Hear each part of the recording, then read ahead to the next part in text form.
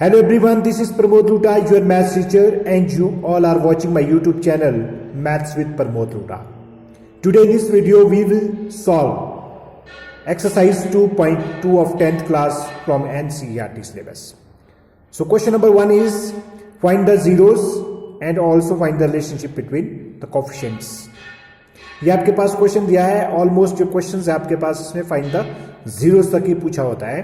तो चलिए स्टार्ट करते हैं. क्वेश्चन नंबर 1, इसका फर्स्ट पार्ट आपके पास दिया है x square minus 2x minus 8. सबसे पहले आपने प्रीवियस क्लासेस में इसको सीखा होगा कि इसके जो है आपने फैक्टर्स कैसे निकालने हैं. तो मैं आपको बता रहा हूं, एक बार फिर से रिमाइंड करा रहा हूं. तो सबसे पहले आपके पास है ये फर्स्ट टर्म है, इसको बोलते हैं हम सेकेंड टर्म, और ये है third term. First term, second term को मिडल टर्म भी बोलते हैं, और यह है थर्ड टर्म यानी कि कांस्टेंट टर्म. तो इसमें हम जो मेथड हम यूज कर रहे हैं उसको हम बोलते हैं स्प्लिटिंग द मिडल टर्म.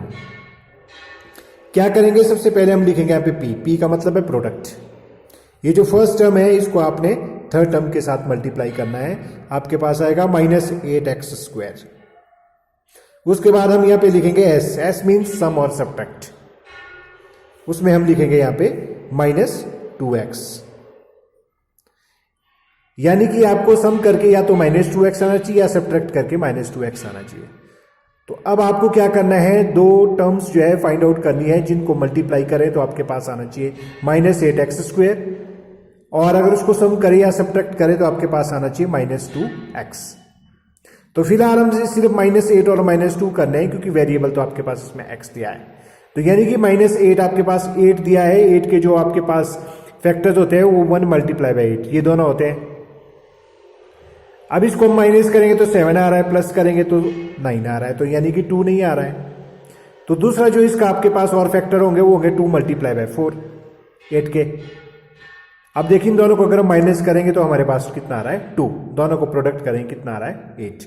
तो हम यहाँ पे करेंगे 4x और 2x, यानी कि 4 और 2 x जो है हम इसमें वेरिएबल लगा रहे हैं. अब इसे माइनस साइन लगाना है तो यहाँ पे माइनस है तो ये आपको बड़े वाले नंबर में माइनस लगेगा, इसमें जो है पॉजिटिव लगेगा क्योंकि इन दोनों को जब मल्टीप्लाई करेंगे तो माइनस 8x स्क्वायर तो आ रहा है, और साथ में आपके पास क्या आ रहा है, इन दोनों को जब हम माइनस करेंगे तो माइनस 2x बन रहा है. तो स्प्लिटिंग द मिडिल टर्म का मतलब है आपने मिडिल टर्म को जो है ब्रेक करके ये दोनों वैल्यूज यहाँ पे पुट करनी है. हम लिखेंगे x square minus 4x plus 2x minus 8. ये बीच की जो टर्म है इसकी जगह हम जो है ये दोनों जो हमारे पास दो टर्म हमने फाइंड आउट की है इसको हम यहाँ पे पुट कर देंगे. अब जो फर्स्ट 2 टर्म्स है इसको हम आपस में लेंगे, लास्ट 2 टर्म्स को हम आपस में लेंगे. तो फर्स्ट जो टर्म है आपके पास इसमें कॉमन क्या है, x कॉमन आ रहा है तो x कॉमन ले लो. तो इनसाइड द ब्रैकेट आपके पास क्या बचेगा x माइनस 4, क्योंकि यहाँ पे x की स्क्वायर था, जब आपने एक x बाहर निकाला तो एक अंदर बच जाएगा. ये x ऑलरेडी बाहर आ चुका है, कॉमन ले लिया है, तो यहाँ बचेगा आपके पास माइनस 4. उसके बाद इन दोनों में जो है कॉमन लेना. इन दोनों में कॉमन क्या आ रहा है आपके पास 2 आ रहा है, x नहीं आ रहा क्योंकि यहाँ पे x है, इसमें x नहीं है इसलिए 2 कॉमन आएगा. 2 जब कॉमन आएगा तो इनसाइड द ब्रैकेट आपके पास बचेगा x माइनस 4. तो इसमें एक चीज का ध्यान आपने रखना, जो ब्रैकेट में आपके पास दोनों टर्म्स है ये जो है आपके पास एक जैसी टर्म होनी चाहिए, साइन में भी एक जैसा होना चाहिए.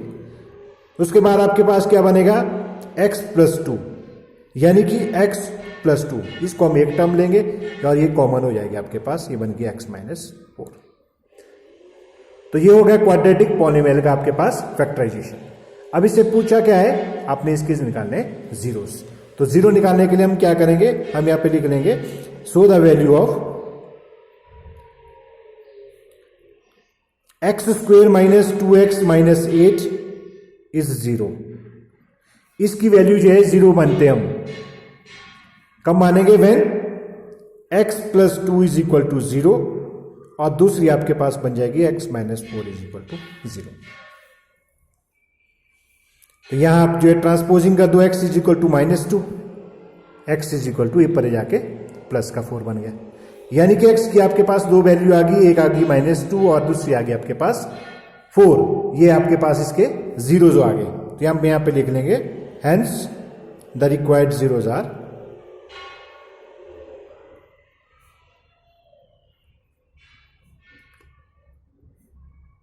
-2 and 4. तो ऑलमोस्ट जो क्वेश्चन है वो यहीं तक आता है, बोर्ड एग्जाम में भी यहीं तक पूछा है। लेकिन इस क्वेश्चन में हमारे पास दिया है कि वेरिफिकेशन भी आपने करनी है, तो हम इसको वेरिफिकेशन भी कर लेते हैं। हालांकि जरूरी नहीं है, फिर भी कर लेते हैं। एक क्वेश्चन में हम जो है वेरिफिकेशन कर लेते हैं। इसकी वेरिफिकेशन कैसे करनी है,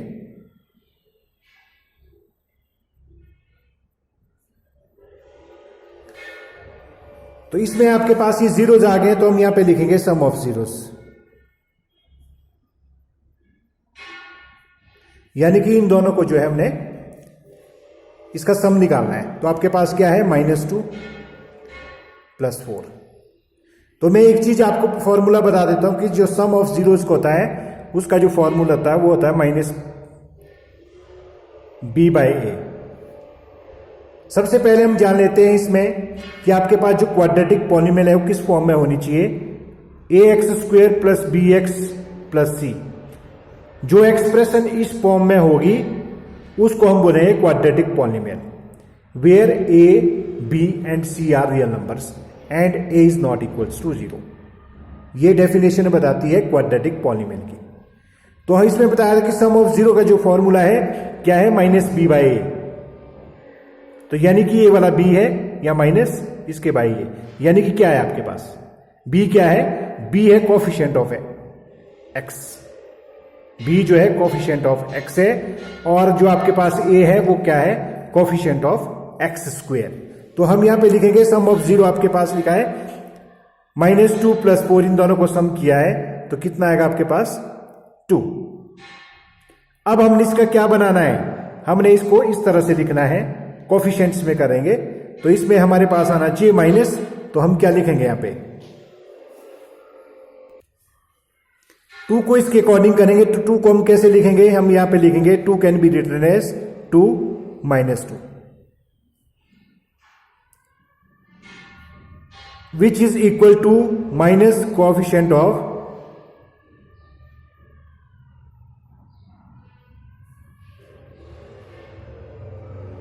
x अपॉन कोएफिशिएंट ऑफ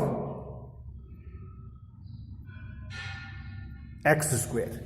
तो यानी कि क्वेश्चन में पूछा था आपने क्या रिलेशनशिप बिटवीन निकालना है कोफिशिएंट्स में, तो ये कोफिशिएंट का फॉर्मूला आपको लगाना है, यानी कि आपको कैसे बनाना है -b/a। यानी क्वेश्चन आपके पास क्या दिया है, क्वेश्चन दिया है x² - 2x, यानी कि b की वैल्यू आपके पास इसमें -2 दी है, तो हमने यहां पे जो है -2 ही ली है, लेकिन ये माइनस जो है फॉर्मूले का है। अब दूसरा हम करेंगे प्रोडक्ट ऑफ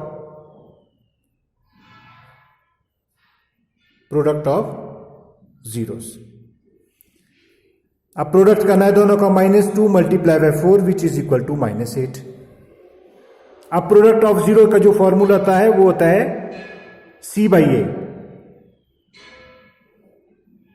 ये है अल्फा प्लस बीटा, ये हम मान लेते हैं इसके जीरोस, अल्फा प्लस बीटा, और अल्फा बीटा जो है आपके पास कितना है, अल्फा इंटू बीटा, यानी कि प्रोडक्ट ऑफ जीरो जो आपके पास c/a।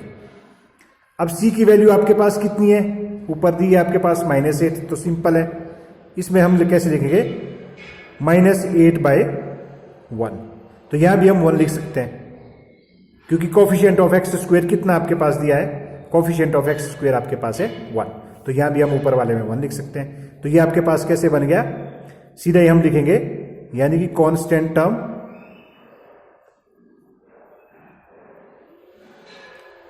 Divided by coefficient of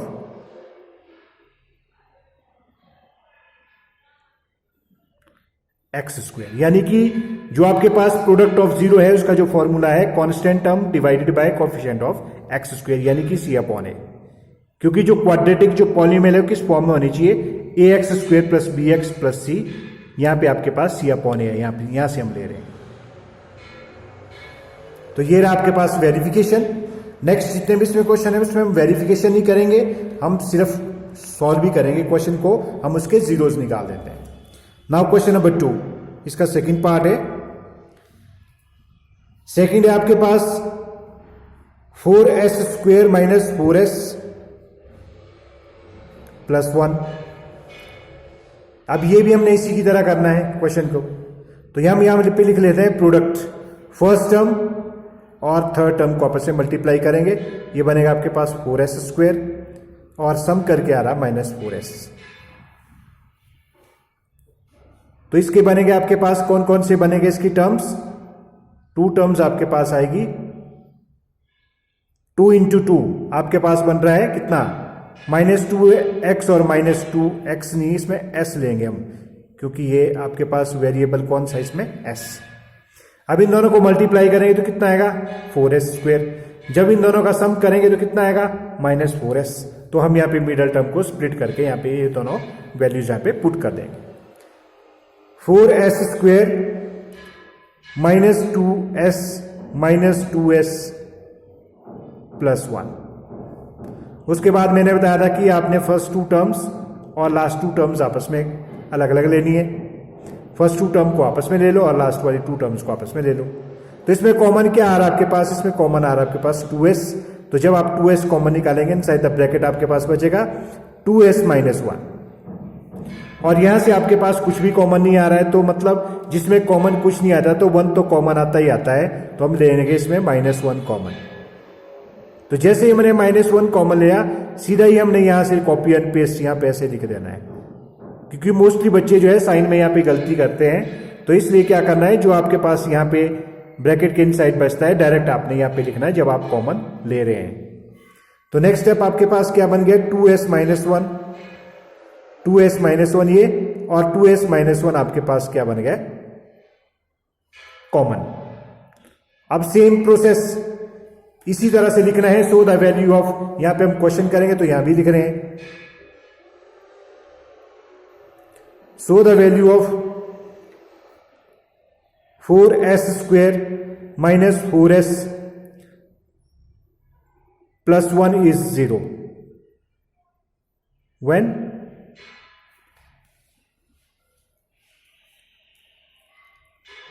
2s -1 ये वाली is equal to 0, 2s -1 is equal to 0, 2s is equal to 1, s is equal to 1/2, और यहां लेफ्ट हैंड साइड में वैसे बनेगा 2s is equal to 1, s is equal to 1/2।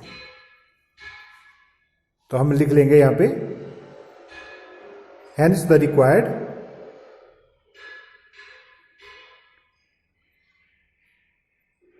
zeros are 1/2 and 1/2, यानी कि आपके पास ये आगे इक्वल जीरोस। चलिए थर्ड पार्ट कर लेते हैं। थर्ड पार्ट में आपके पास क्वेश्चन कुछ इस तरह से दिया है, 6x² -3 -7x। तो सबसे पहले आपने इसको क्या करना है? अरेंज करना है असेंडिंग ऑर्डर में। तो कैसे करेंगे? 6x² -7x -3, जो कांस्टेंट टर्म है वो हमेशा लास्ट में रहती है। अब ये जो है आपके पास क्वाड्रेटिक पॉलीनोमियल बन चुका है, तो सेम प्रोसेस चलता रहेगा इसमें भी। प्रोडक्ट करके आपके पास आना चाहिए -18x², और सम करके आपके पास आना चाहिए -7x, यानी कि फर्स्ट टर्म और लास्ट टर्म को मल्टीप्लाई कर दो, ये बन गया आपके पास प्रोडक्ट। और सम और सब्ट्रैक्ट करके आना चाहिए आपके पास मिडल टर्म, यानी कि -7x। तो ये आपके पास बन गए, कौन सी 2 टर्म्स बन गई है? 9x और 2x। तो 9 में हम माइनस लगा देंगे और 2 में हम पॉजिटिव लगा देंगे। उसके बाद हम यहाँ पे पुट कर लेंगे सीधी वैल्यू को, 6x² -9x +2x -3। इसमें कॉमन ले लो फर्स्ट 2 टर्म में, 3x कॉमन आ रहा है, 2x -3, यहाँ से आपके पास कुछ भी कॉमन नहीं आ रहा, 1 आ रहा है कॉमन, तो 1 कॉमन ले लो, 2x -3, 3x +1 और 2x -3 आपके पास कॉमन हो गया है। उसके बाद आपके पास यहाँ पे वही प्रोसेस चलता है, यहीं पे लिखना है कि सो the value of this one is 0। तो हम सीधा लिख रहे हैं इसमें 3x + 1 इज इक्वल टू 0, और यहाँ पे आपके पास 2x -3 is equal to 0, 3x is equal to -1, x is equal to -1/3, और यहाँ पे आपके पास 2x is equal to 3, x is equal to 3/2। तो ये आपके पास इसके जीरोस बन गए ये दोनों। नाउ फोर्थ पार्ट आपके पास दिया है 4u² + 8u। ये भी आपके पास क्वाड्रेटिक पॉलीनोमियल है। इसमें कांस्टेंट टर्म आपके पास दिए नहीं, तो डायरेक्ट आप क्या कर सकते हैं, 4u को कॉमन ले लो इसमें, u प्लस 2 बच जाएगा। इसमें भी हम सीधा ही यहां पे कर देंगे, so the value of 4u square plus 8u is 0 when 4u is equal to 0 और दूसरी आपके पास u plus 2 is equal to 0 बन जाएगा। u की वैल्यू निकाल दो, आपके पास 0 divided by 4 is equal to 0 और यहाँ पे u इज इक्वल टू आपके पास कितना आ गया -2। तो इसके जो है 0 और -2 इसके जो है जीरोस आएंगे। नाउ फिफ्थ पार्ट है आपके पास टी स्क्वेयर -15। तो इसको आप दो तरीके से कर सकते हैं। सबसे पहले आप कैसे कर सकते हैं, टी स्क्वेयर इसको जो है 15 can be written as √15 whole square, क्योंकि जब मैं इस रूट की जो वैल्यू होती है वो हाफ होती है, जब ये 2 के साथ हाफ कैंसिल हो जाएगा आपके पास 15 एज इट इज पहले वाला आ जाएगा। तो ये आपके पास यहाँ पे आइडेंटिटी लग रही है। कौन सी आइडेंटिटी लग रही है, a square minus B square, where a is equal to T and b is equal to √15। तो फॉर्मूला किसके बराबर होगा, a minus B a plus B के बराबर, या a plus B a minus B, कुछ भी हो सकता है आगे पीछे ये। तो यहां पे हम सीधा लिख लेंगे t माइनस √15 और यहां पे आ जाएगा t प्लस √15। अब ये भी 0 करेंगे, so the value of t square minus 15 is equal to 0 when t minus √15 is equal to 0 और दूसरा आपके पास बनेगा t plus √15 is equal to 0। t is equal to आपके पास बन गया √15 और ये आएगा t is equal to minus √15। ये इसके जीरोज होंगे। और जो इसका लास्ट पार्ट है आपके पास सिक्स्थ पार्ट, वो भी सिंपल है, 3x square minus x minus 4। Product कर लेंगे, इसको कितना आएगा -12x स्क्वेयर, सम करके आना चाहिए आपके पास -x, तो इसके बनेगा आपके पास -4x और 3x पॉजिटिव का, ये इसके जो है फैक्टर बन जाएंगे। तो स्प्लिटिंग द मिडल टर्म कर दीजिए, 3x square minus 4x plus 3x minus 4, ये दोनों आपस में ले लो, दोनों आपस में ले लो, कॉमन ले लो, कॉमन आपके पास क्या आ रहा है इसमें, x कॉमन ले लो, तो 3x माइनस 4, यहां से कुछ भी कॉमन नहीं आ रहा तो 1 कॉमन ले लेंगे, inside the bracket as it is बचेगा 3x माइनस 4। उसके बाद नेक्स्ट स्टेप आपके पास x प्लस 1 और ये आ जाएगा 3x माइनस 4। तो इसमें भी आपने सेम प्रोसेस यहां लिख लेना है, so the value of 3x square minus x minus 4 is 0 when क्या बन जाएगी आपके पास, x plus 1 is equal to 0, दूसरी आ जाएगी आपके पास 3x minus 4 is equal to 0। तो यहां से x निकाल दो, x इज इक्वल टू -1 और यहां से आप x निकाल दो, ये बन जाएगा 4/3। पहले 4 को उधर ले जाएंगे, ये प्लस का बन जाएगा, 3 इसके नीचे आ जाएगा, तो ये आपके पास रहे इसके जीरोस। ये रहा आपके पास question number 1। Now question number 2। Question number 2 में आपने क्या निकालना है, क्वाड्रेटिक पॉलिनोमियल निकालनी है, जबकि sum of the zeros and product of the zeros आपके पास दिए हुए हैं। आपने क्या निकालनी है, क्वाड्रेटिक पॉलिनोमियल। तो हम यहां पे लिख लेते हैं पहले, let ax square plus bx plus c be quadratic polynomial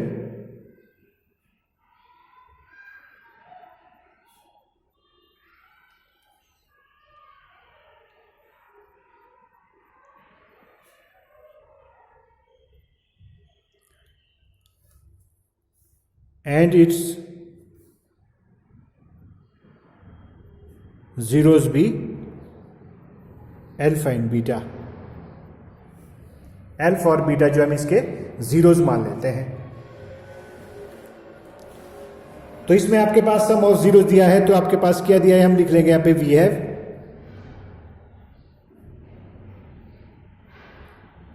some of zeros. Sum of zeros में आपके पास क्वेश्चन दिया है -1/4, ये सम ऑफ जीरो दिया है, जिसका फॉर्मूला आपके पास क्या होता है, -b/4। ए, ये फॉर्मूला है आपके पास। और दूसरा आपके पास दिया है प्रोडक्ट ऑफ जीरो,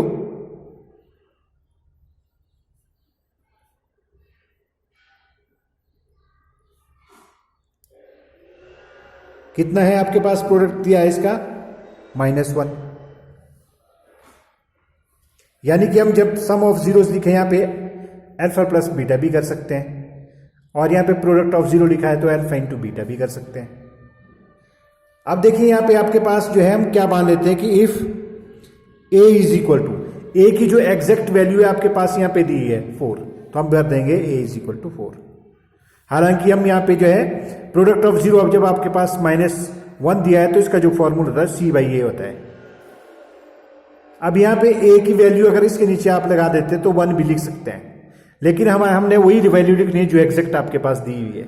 ए के सामने कौन सा है, 4, यहां आपने अपने आप लगाया है 1। जब यहां पे नहीं होगा ये 4 तब तो इन दोनों में से कुछ भी ले सकते हैं, लेकिन अभी आपके पास दी है value A is equal to, सीधी सामने दी है 4, तो हम भर देंगे if A is equal to 4। अगर हम 4 मान लेते हैं then B is equal to, अब बी की वैल्यू कितनी आएगी, बी देखो यहां पे आपके पास बी है सीधा सामने, माइनस इंटू माइनस आपके पास प्लस हो जाएगा, तो कितना आएगा बी की value 1। And C is equal to आपके पास कितना आएगा, यहां -1 है लेकिन इसके नीचे ए भी है, तो ए की वैल्यू हम यहां 4 भरेंगे तो 4 यहां पे इसके साथ मल्टीप्लाई हो जाएगा, आपके पास आएगा -4। हालांकि हम ऊंचाई तो ऊपर भी भर सकते हैं, यहां पे जैसे हमने ए की वैल्यू यहां पे 4 भरी है तो यहां 4 भर दो, 4 इसके साथ मल्टीप्लाई हो जाएगा तो 4/4 हो जाएगा, कैंसिल हो जाएगा, तो -1 ही बचेगा। जब सिचुएशन ऐसी हो कि ए के सामने भी दिया है बी के सामने भी दिया है, तो ए के सामने वाली वैल्यू बी के सामने वाली वैल्यू सीधी डायरेक्ट ले लो। सी की वैल्यू हम सामने इसलिए नहीं ले सकते क्योंकि हमने ए क्या माना हुआ है, 4 माना हुआ है, तो इसके सामने भले ही -1 है लेकिन ये ए इसके साथ मल्टीप्लाई करना पड़ेगा, तब ये आएगा आपके पास -4। उसके बाद हम क्या लिख लेंगे, देयरफॉर 1 क्वाड्रेटिक polynomial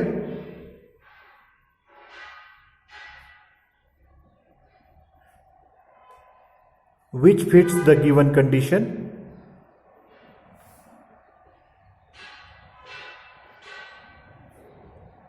यानी कि ए बी और सी की वैल्यू जो आपके पास आई है सीधी डायरेक्ट यहां बननी है, जो हमने क्वाड्रेटिक पॉलिनोमियल माना हुआ था। तो ए की वैल्यू कितनी आई आपके पास 4, तो 4 भर देंगे 4x²। बी की वैल्यू कितनी है 1, तो यहां पे 1 भर देंगे यानी कि +x। उसके बाद माइनस प्लस सी दिया है तो आपके पास सी की वैल्यू कितनी दी है -4, तो ये बन गया आपके पास क्वाड्रेटिक पॉलिनोमियल जिसके सम ऑफ जीरोस जो है -1/4 है और प्रोडक्ट ऑफ जीरो आपके पास -1 दिया। तो चलिए इसका सेकंड पार्ट कर लेते हैं। सेकंड में भी आपने यही लिखना है, स्टार्टिंग में जो लाइन में यहां पे लिख चुका हूं वही लिखनी है। तो मैं डायरेक्ट क्वेश्चन को सॉल्व कर रहा हूं कि we have alpha plus beta. मैंने ऊपर वाले क्वेश्चन में भी लिखा था कि जो सम ऑफ जीरो है वहां पे अल्फा प्लस बीटा भी कर सकते हैं। तो इसमें आपके पास दिया है अल्फा प्लस बीटा, आपके पास दिया है √2 which is equal to -p/a की होती है, और अल्फा बीटा प्रोडक्ट जो है आपके पास कितना दिया है 1/3 which is equal to c/a if a is equal to. अब देखिए यहां पे डायरेक्ट है, अब यहां पे भी आपके पास a की वैल्यू ऊपर नहीं दी है तो a की वैल्यू डायरेक्ट आपके पास कहां दी है, नीचे दी है, तो a की वैल्यू सीधी सामने if a is equal to 3।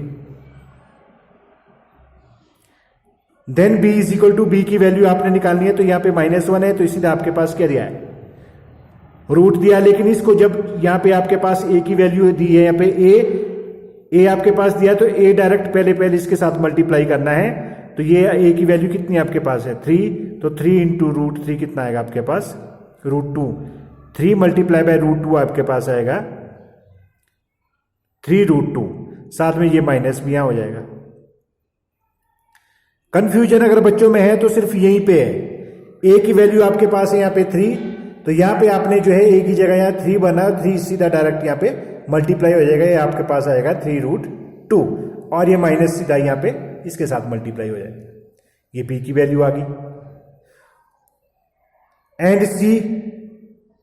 सी आपके पास डायरेक्ट है, जब आपने ए डायरेक्ट दिया है तो सी भी डायरेक्ट लेंगे 1। उसके बाद ये क्वाड्रेटिक जो इक्वेशन हमने जो मानी है ऊपर, इसमें वैल्यू भर दो तो आपके पास बन जाएगी। तो क्या आ जाएगी आपके पास, सीधा मैं यहाँ पे लिख रहा हूँ, ये बन जाएगी आपके पास 3x² माइनस 3√2x + 1, ये आपके पास बन जाएगी।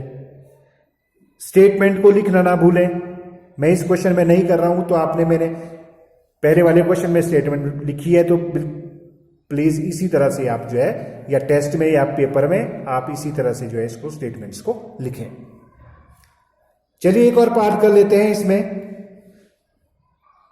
थर्ड पार्ट कर लेते हैं। बाकी जितने 2 पार्ट्स बचते हैं वो आप खुद भी कर सकते हैं। ये आपके पास है दिया, सबसे पहले हम लिखेंगे we have alpha plus beta is equal to, आपके पास दिया है 1 विच इज इक्वल टू किसके बराबर होता है, -b/a। अल्फा इंटू बीटा आपके पास गिवन है, कितना है, ये भी 1 दिया है, तो कितना आ गया आपके पास, ये फॉर्मूला c/a। अब यहाँ पे a की वैल्यू आपने देखे तो सामने नहीं है, तो इसके नीचे 1 लगा दो, इसके नीचे भी 1 लगा दो। तो यहां से a की वैल्यू 1 ले लो, चाहे यहां से ले लो, कहीं से भी ले लो, आप ले सकते हैं, ये सेम वैल्यू है। If a is equal to 1 then b is equal to इसके साथ सीधा -1 and c is equal to 1, ये भी सीधा सामने। जिसमें आपके पास अगर फ्रैक्शन में दिया है वहां पे थोड़ी सी प्रॉब्लम हो सकती है, बाकी अगर आपके पास कोई भी नंबर जो है सिंपल दिए हैं तो उसमें जो है डायरेक्ट ऐसे हो जाएगा। उसके बाद ये वैल्यू आप सीधी डायरेक्ट ऊपर भर दो, वो आपके पास क्वाड्रेटिक इक्वेशन बन जाएगी। तो क्वाड्रेटिक इक्वेशन आपके पास क्या बन जाएगी, x² - x + 1, ये हो गया आपके पास रिक्वायर्ड क्वाड्रेटिक इक्वेशन। चलिए एक और पार्ट कर लेते हैं, इसका 4th पार्ट है आपके पास। वी हैव क्या क्या दिया है, alpha plus beta is equal to आपके पास दिया है -1/4 विच इज इक्वल टू -b/a, और उसके बाद दिया है alpha into beta which is equal to आपके पास 1/4, और इसका जो फॉर्मूला होता है वो होता है c/a। अब यहाँ पे जो है आपने सीधा भरना, a इज इक्वल टू कितना है, यहाँ भी 4 है, यहाँ भी 4 है, कुछ भी ले लो, a इज इक्वल टू 4, दोनों सेम नंबर है। b की वैल्यू आपके पास क्या लिखेंगे, यहाँ लिखेंगे then b is equal to आपके पास कितना आएगा, यहाँ भी माइनस है, यहाँ माइनस है, माइनस माइनस कैंसिल, तो 1 हो गया। And c is equal to आपके पास क्या हो गया, ये सीधा 1 हो जाएगा। तो क्वाड्रेटिक जो इक्वेशन आपके पास पॉलिनोमियल जो बनेगा वो क्या बन जाएगी आपके पास, वो आएगी 4x² + x + 1, क्योंकि सीधा ही मैंने अभी भी बता चुका हूं, ऊपर भी क्वेश्चन में लिखा है कि quadratic equation ax² + bx + c इस फॉर्म में होगी, और a b और c की अपने वैल्यू निकालनी है। तो a b c की वैल्यू जैसे ही निकल जाती है तो यहाँ पे पुट कर दो, वो आपके पास जो है क्वाड्रेटिक पॉलिनोमियल आ जाएगा।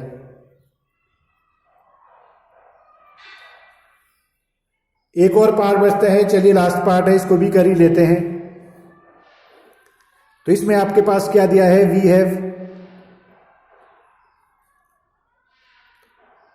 Alpha plus beta is equal to आपके पास कितना दिया है, 4 विच इज इक्वल टू किसके बराबर होगा, -b/a। Alpha beta is equal to कितना आपके पास दिया है, 1 विच इज इक्वल टू c/a। अब यहाँ पे आपके सिंपल नंबर है, 1 लगा दो, इसमें भी यहाँ भी 1 लगा देते हैं, तो आपके पास क्या बन गया, if a is equal to सीधा ही 1 आ गया, b इज इक्वल टू आपके पास ये b यहाँ माइनस हो जाएगा -4, and c is equal to आपके पास आ गया 1 डायरेक्ट। तो इक्वेशन आपके पास क्या बन जाएगी, x² - 4x + 1, ये बन गई क्वाड्रेटिक पॉलिनोमियल। तो ये रही full complete exercise 2.2। I hope that आपको ये एक्सरसाइज अच्छी तरह से समझ आई होगी। बोर्ड एग्जाम की बात अगर की जाए तो आपने इसके एग्जाम्पल्स भी करने हैं, क्योंकि बोर्ड में किसी तरह से क्वेश्चन, कैसे भी क्वेश्चन आ सकते हैं। तो आई होप दैट आपको ये एक्सरसाइज अच्छी तरह से समझ आई होगी। Next exercise we will do next video. Thank you so much for watching these questions.